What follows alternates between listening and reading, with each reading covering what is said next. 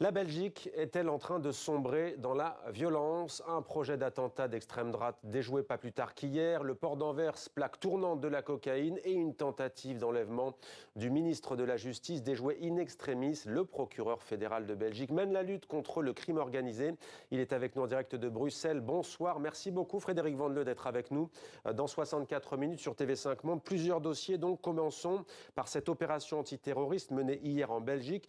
Un projet d'attentat a-t-il, oui ou non, été déjoué? Ah, ça, c'est l'enquête qui doit le démontrer. En tout cas, le groupement, en tout cas cette personne qui a été malheureusement abattue hier, avait été repérée par les services de sécurité il y a déjà quelques mois.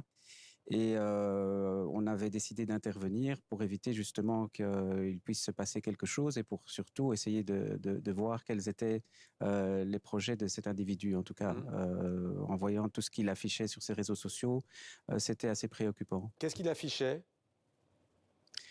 Ben, disons que c'était quelqu'un qui était plutôt adepte des théories de survivalist, comme on dit en anglais, hein, et qui voulait rentrer en résistance. Et l'on avait vu quand même sur plusieurs années que sa façon de faire, ses écrits devenaient de plus en plus agressifs.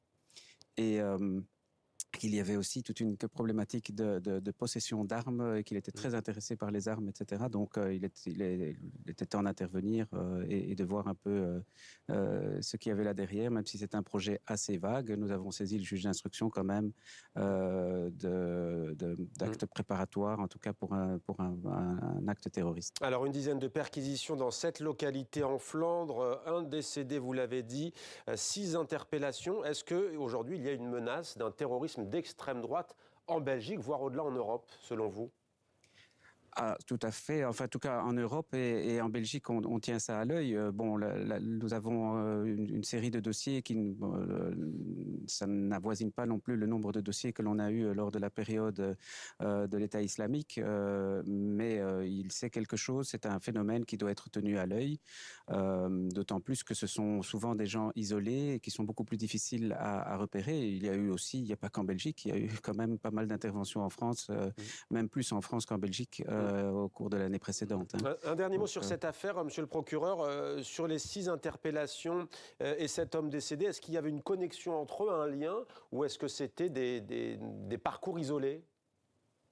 Écoutez, ça c'est plutôt le contenu de l'enquête. Hein. Je ne vais pas m'exprimer sur le contenu de l'enquête. Ce qui est clair, c'est que on remarque de plus en plus des gens justement qui... On ne le sait pas encore Si on a fait des perquisitions chez ces personnes-là, c'était parce qu'elles étaient évidemment en lien. Sinon, on n'aurait pas fait ça dans le même dossier. Maintenant, voilà, il faut que le juge d'instruction distingue un petit peu, que l'instruction distingue quelle est l'implication de l'un ou l'autre, ce que savait l'un ou l'autre. Et on est un petit peu trop tôt maintenant pour pouvoir faire des déclarations là-dessus. 2 personnes ont été mises sous mandat d'arrêt aujourd'hui et les autres ont été libérées. Donc, l'enquête avance. Voilà. Alors, juste pour finir, la nationalité, ils sont tous belges?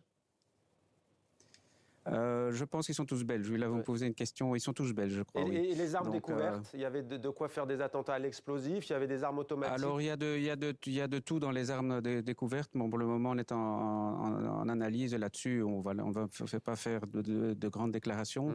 Il y avait des armes qui étaient sous licence, qu'ils détenaient légalement. Il y avait toute une série d'armes aussi qu'ils détenaient illégalement. Ça pose aussi évidemment la question du permis de possession d'armes, de port d'armes pour des individus qui ont un certain profil. Donc apparemment, ce profil-là n'avait pas été repéré quand les armes, les ports d'armes ont été autorisés par les autorités. Donc ça, c'est une question qui doit se poser. Ouais. Allez, on suivra l'enquête. On va avancer parce qu'il y a plusieurs dossiers à aborder avec vous.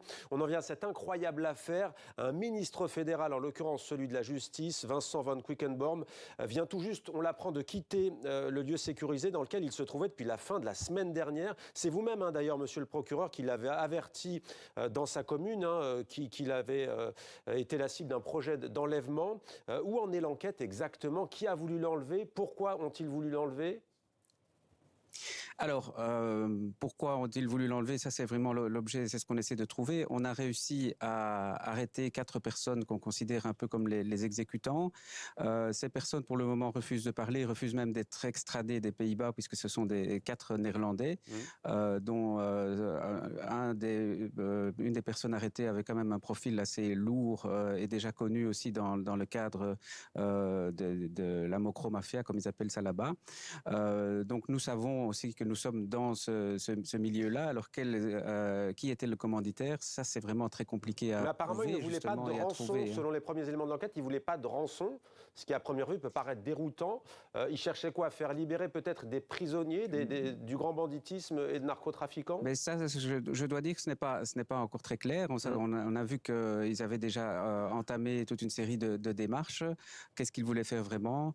Ça, c'est évidemment l'enquête qui doit le déterminer. Mais toujours est-il que tout le monde a évidemment été surpris du fait qu'à un certain moment, on en arrive à une telle tentative, à enlever un ministre de la Justice dans un État comme la Belgique. C'est quand même assez étonnant et ça a surpris tout le monde. Oui, Ils sont liés au trafic de drogue? C'est suspect?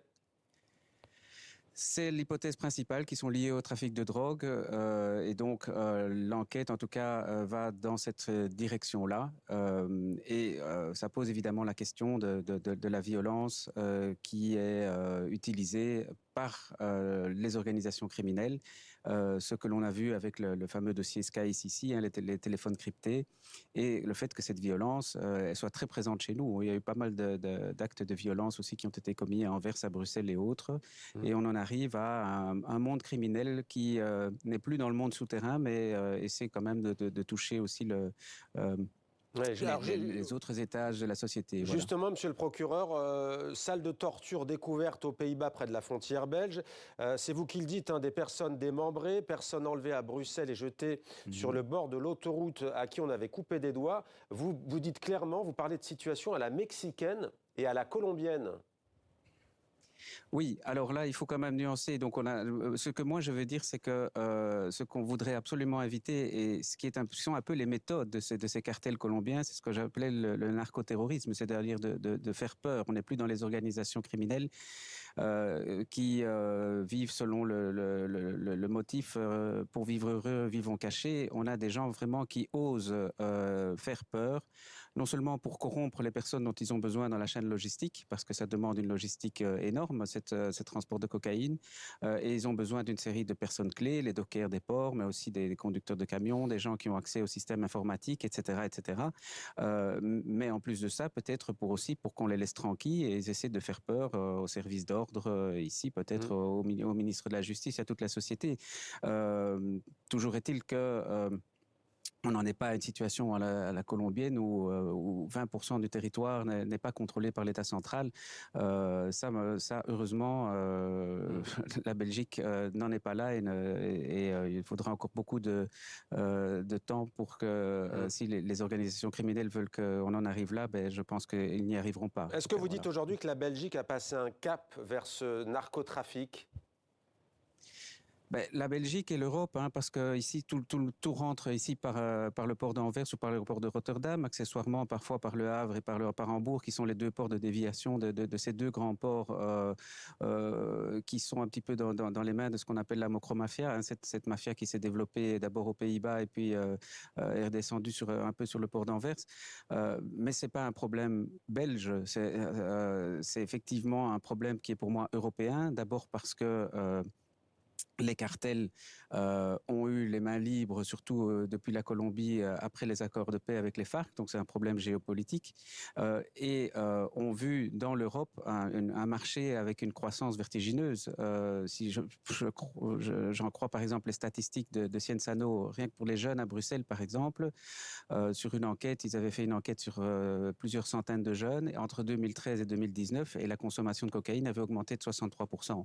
Donc c'est un business extrêmement juteux et c'est un business qui est quand même très systémique pour nos sociétés parce que cette criminalité organisée, elle réinvestit évidemment son argent dans l'économie réelle et si on veut toucher cette criminalité organisée, eh bien quelque part, à un certain moment, ça va faire mal dans l'économie réelle parce que ces milliards, ils vont bien quelque part. Hein. Ouais, Frédéric Van le port d'Anvers, vous dites c'est l'Europe, très bien, vous avez cité Le Havre, Rotterdam, mais le port d'Anvers semble être devenu une plaque tournante de la cocaïne en Europe.